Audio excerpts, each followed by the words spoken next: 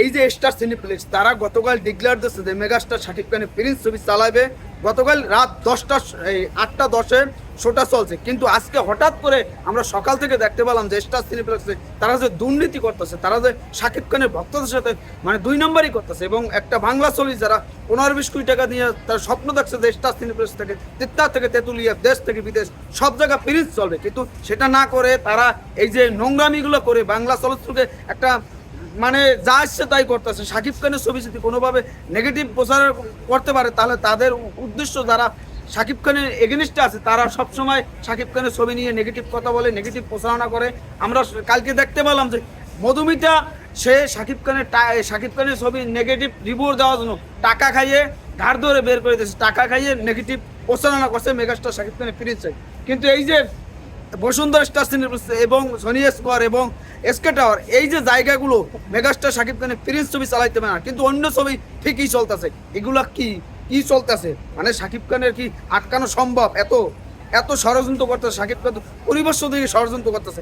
এবার নয় শাকিব খানের ছবি না চালাই পারছে, এই যে 3 দিন হয়ে গেছে কবে চালাবে, এই যে ষড়যন্ত্র উপর থেকে চাপ অনেক কিছু হইতেছে যে মেগাস্টার শাকিব খানের নিয়ে এর ফয়সালা বাইরে হবে। আর কারা কারা ষড়যন্ত্র করছে সেগুলো আস্তে আস্তে বের হবে, আমরা জানি, কিন্তু সেগুলো আস্তে আস্তে প্রমাণ সহ এগুলো বলবো। কেননা এই যে হাজার হাজার মানুষ তারা অপেক্ষা করতেছে মেগাস্টার শাকিব খানের প্রিন্স দেখার জন্য।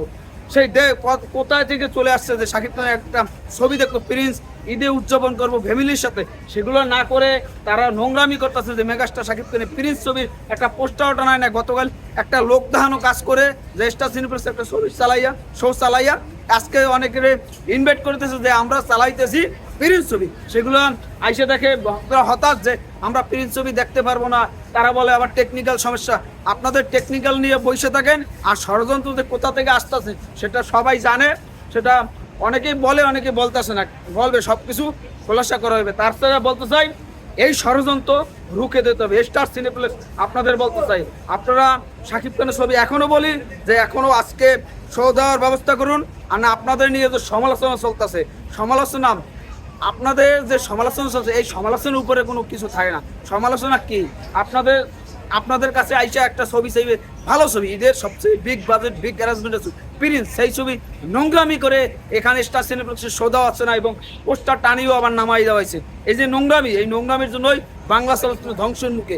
এই যে প্রিন্স ছবি 15-20 কোটি টাকা বানাইতেছে, এই ছবিটা ব্যবসা সফল হইলে আরো 30 কোটি টাকা ছবি হবে। তা না করে নোংরামি করবে, আস্তে আস্তে ডাউন হইতে থাকবে। ওই সিরিয়ালে খাইতে হইবে, গেলতে হইবে, এইগুলো ছাড়া কিছু উপায় হবে না।